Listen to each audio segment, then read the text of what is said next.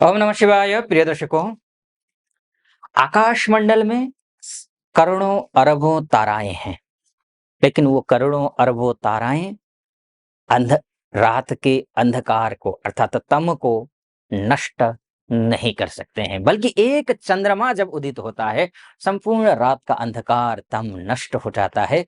उसी तर्ज पर एक ग्रह अगर कुंडली में 9 में से मजबूत हो जाए, आपके लक को ठीक कर दे, आपके जो कार्य कर रहे हैं उसको बेहतर कर दे, एक ग्रह मजबूत हो जाए तो सब कुछ ठीक हो जाता है, लाइफ सेटल हो जाती है।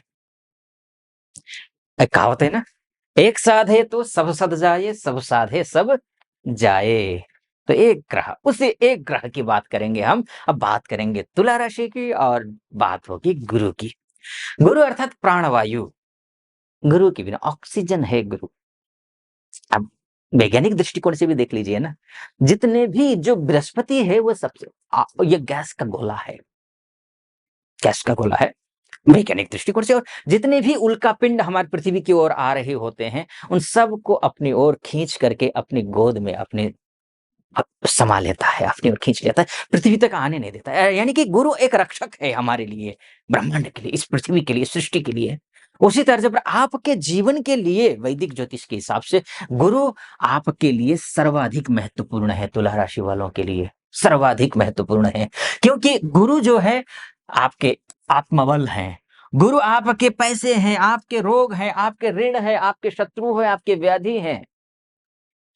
वैसे नैसर्गिक रूप से देखा जाए, गुरु गुरु ही है, गुरु टीचर हैं, गुरु अंधकार को नष्ट करने वाले हैं, आपके कष्टों को नष्ट करने वाले हैं। वो कष्ट किसी भी प्रकार का हो, चाहे आर्थिक रूप से कष्ट हो, चाहे शारीरिक रूप से हो, चाहे मानसिक रूप से कष्ट हो, चाहे किसी भी प्रकार का कोई भी कष्ट हो, उसको दूर करने वाला गुरु है। गुरु बैठे हैं कहाँ? आपके भाग्य स्थान में। और भाग्यम फलति सर्वत्र न च विद्या न च पौरुषम। भाग्य अगर अच्छा हो फिर क्या चाहिए, सब कुछ हासिल किया जा सकता है। तो भाग्यस्थ गुरु क्या फल देंगे, और ये कब से कब तक परिवर्तित हो रहे हैं?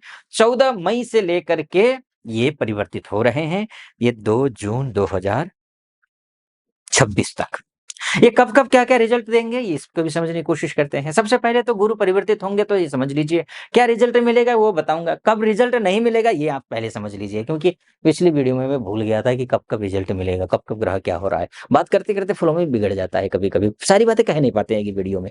तो ये समझ लीजिए पहले कि कब नहीं मिलेगा। देखिए 14 तारीख को ये मई को बदल जाएँगे, लेकिन ये अस्त होंगे। कब से अस्त होंगे? 12 जून से लेकर के 9 जुलाई तक। यानी कि 9 जुलाई तक तो आपको रिजल्ट नहीं मिलना है। चाहे अच्छा हो, बुरा हो, कुछ भी हो। अच्छा बहुत कुछ है, मैं बताऊँगा अभी क्या-क्या है और तो नहीं मिलेगा। यानी कि जो भी रिजल्ट मिलेगा वो कब से मिलेगा? 9 जुलाई के बाद मिलेगा। और कब सबसे ज़्यादा मिलेगा? तो ये आप समझ लीजिए। तो सबसे जो ज़्यादा मिलेगा आपको, वो मिलेगा खासकर मैं बोलूँगा 18 अक्टूबर से लेकर के 5 दिसंबर के बीच में, जब गुरु पहुँचेंगे कहाँ? केंद्रस्थ हो जाएँगे। और इस दौरान आपको जो कुछ भी कार्य आपके लटके अटके हुए वो समझ लीजिए आपके बनेंगे, क्योंकि उच्च के हो जाएंगे गुरु। गुरु उच्च के होकर के क्या क्या करेंगे? धन को देखेंगे, यानी कि पैसा आएगा, वाणी अच्छी हो जाएगी, सब कुछ अच्छा हो जाएगा। यानी कि घर खरीदना चाह रहे हैं, प्रॉपर्टी खरीदना चाह रहे हैं, गाड़ी खरीदना है, इष्ट मित्र नाते रिश्तेदारों के साथ में रिश्तों को बेहतर बना है, माता जी की तबीयत ठीक नहीं रहती है, फ्रेंड साथ दे नहीं रहे हैं, अपने ही सगे संबंधी कुटुंब भाई बंधु बांधव ये साथ नहीं दे रहे हैं, तो सब कुछ आपके इशारों पर नाचेंगे, ये समझ लीजिए, वो टाइम है, ठीक है। अच्छा, एक और वक्री हो रहा है, वक्री कब से हो रहा है ये भी समझ लीजिए। वक्री जो हो रहा है ना, ये 11 नवंबर से लेकर के 11 मार्च, यानी कि 120 दिन तक ये वक्री रहेंगे। और शुभ ग्रह का वक्री होना शास्त्र कहता है, वक्रिणस्तु महावीर्याः, कल्याण वर्मा कहते हैं पंचम अध्याय में। अ, तो वक्री ग्रह जो होता है वो अत्यंत बलवान होता है ना? यानी कि बहुत ज़्यादा। तो शुभ ग्रह जब बलवान हो जाता है तो क्या-क्या शुभ फल दे देता है, तो बहुत ज़्यादा दे देगा। यानी कि मानकर चलिए 18 अक्टूबर से शुरू हुए सिलसिला 11 मार्च तक चलेगा। वैसे अक वक्री कब से हो रहे हैं? 11 नवंबर से, ध्यान रखिएगा, कन्फ्यूज़ मत होना। 18 अक्टूबर को ये राशि परिवर्तन कर देंगे, ठीक है? क्लियर हो जाएँगे? ठीक है। उसके बाद 2 जून तक है, स्थिति अच्छी है। अब क्या-क्या देंगे ये समझ लीजिए, उससे पहले मैं एक निवेदन आपसे समक्ष रखना चाहूँगा। यहाँ तक पहुँचे हैं, मेरा विश्लेषण सटीक लग रहा है तो आप चैनल को सब्सक्राइब कर दीजिएगा, वीडियो को लाइक और कमेंट बॉक्स में जाकर के महादेव का भक्त हूँ, गर्व से कहता हूँ महादेव का भक्त हूँ, कृपा आप पर भी बनी रहे ऐसी मेरी कामना। हर हर महादेव 5 बार, 11 बार, 21 बार जो भी श्रद्धा बने आप लिख दीजिएगा। चलिए फिर से वापस लौट करके गुरु पर आते हैं। तो सबसे पहले तो ये तो बात होगी कब-कब क्या मिलेगा। अब क्या-क्या मिलेगा ये आप समझ लीजिए। सबसे पहले तो आपकी नौकरी को लेकर के मैं बोलूँगा। गुरु पर्सनल लाइफ को देखते हैं। गुरु के बिना विवाह संपन्न नहीं हो सकता है। अगर आपकी कुंडली में गुरु खराब है, इसका मतलब आपका विवाह या तो लेट होगा या तो विवाह खराब होगा। अ, मन मुताबिक जो पार्टनर मिलना चाहिए वो पार्टनर नहीं मिलेंगे। तो ये होगा। तो गुरु अच्छे हैं, भाग्य स्थान में हैं, भाग्य स्थान से फिर ये बीच में मैंने आपसे कहा कि ये कर्क राशि में जाएँगे कुछ दिन के लिए।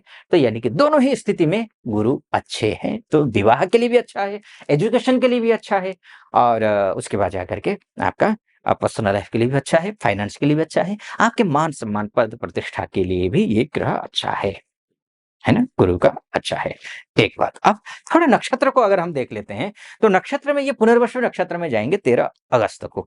तो ये पूरा साल जब तक हैं इसमें गुरु जब तक 2 जून तक यहीं रहेंगे। तो अगर अपने घर में हैं और सैया भय कोतवाल तो फिर डर काहे का, जब अपने ही घर में है तो चिंता किस बात की? तो यानी कि ये खूब फल देंगे, अच्छा फल देंगे।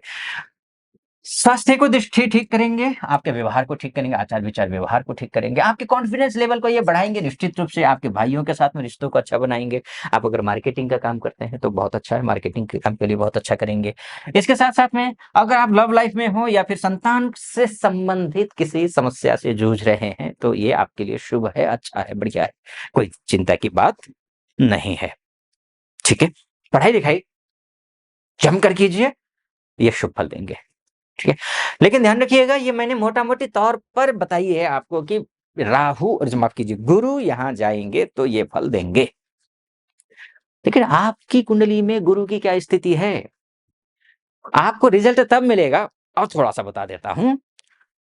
अगर आपका शुक्ल पक्ष में जन्म हुआ है, गुरुवार के दिन जन्म हुआ है, गुरुवार के दिन भी अगर सुबह-सुबह एकदम प्रातः काल सूर्योदय के समय में यानी कि गुरु का होरेश हो उस समय आपका जन्म हुआ है या फिर वर्षेश गुरु हो उसी वर्ष या मासेश गुरु हो तो भी आपके लिए शुभ फल मिलेगा। शुभ फल अर्थात मिलेगा तो सबको, लेकिन इनको ज़्यादा मिलेगा, ठीक है? अगर ऐसा स्थिति है, तो ये भी आप समझ लीजिए कि आपकी कुंडली में गुरु अच्छा है, ठीक है? अगर तिरकस्त नहीं हुआ है तो अमूमन अच्छा है, अमूमन ज़्यादा नहीं। लेकिन आपकी कुंडली में गहराई में जाना, देखना है अगर कितना फल मिलेगा, नहीं मिलेगा। क्यों होता क्या है, ये अक्सर लोग जाते हैं, सुन लेते हैं, पता चला रिज़ल्ट मिल नहीं रहा है। तो कहीं न कहीं जो है क्योंकि आपकी कुंडली आपका डीएनए होता है, आईना तो आपकी कुंडली है। तो आप कुंडली दिखाना चाहते हैं, महिला हो, पुरुष हो, देश में रहते हों, विदेश में रहते हों, तो नीचे नंबर है, उस नंबर पे कॉल कीजिए, व्हाट्सएप कीजिए, मेरी टीम से बात कीजिए, अपॉइंटमेंट ले लीजिए, मैं स्वयं आपकी कुंडली का विस्तार से विश्लेषण करूँगा। आप सुखी रहें, संपन्न रहें, महादेव की कृपा आप पर बनी रहे, ऐसी मेरी कामना। सटीक लगा हो, सब्सक्राइब, लाइक और कमेंट ज़रूर कर दीजिएगा। अनुमति दीजिए। ओम नमः शिवाय।